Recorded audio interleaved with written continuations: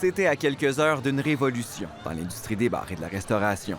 Entre deux cigarettes, certains clients se disaient résignés. Pour les restaurants, je suis capable de m'abstenir pendant 2 heures et d'y aller. Mais d'autres avaient encore du mal à l'accepter. Tu viens ici pour relaxer, prendre une petite bière, tu fumes une cigarette ou deux, puis tu t'en retournes. Mais là, s'ils nous empêchent de fumer, ben c'est quoi qu'on va faire? Où qu'on va relaxer? Non, on va à la toilette. Il va se trouver des trucs. Une coalition de propriétaires de bars avait aussi tiré la sonnette d'alarme. 1000 bars qui vont fermer à Québec et aussi environ 8000 emplois qui vont être perdus. Pendant ce temps, à Québec, le ministre de la Santé se débarrassait des centaines de cendriers qui provenaient des bars de la région. Nulle part dans le monde, il s'est produit de catastrophe ou de fin du monde.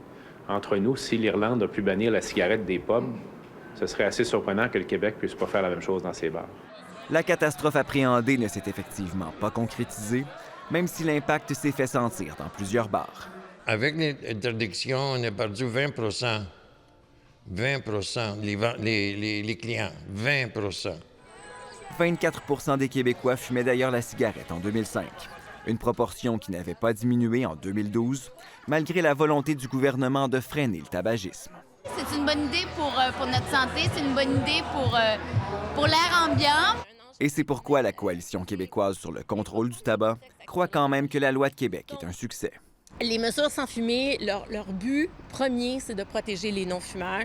Puis ça, on a réussi sur toute la ligne. Les enquêtes le montrent, enquête après enquête, que l'exposition involontaire à la fumée secondaire, notamment dans les lieux publics, a réduit. Est-ce que vous considérez encore que c'était une erreur, cette loi-là, à l'époque? Non, c'était pas une erreur.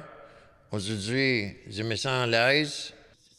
Les considérations de santé publique doivent primer, reconnaît celui qui, à l'époque, avait pourtant demandé que la loi anti-tabac soit invalidée.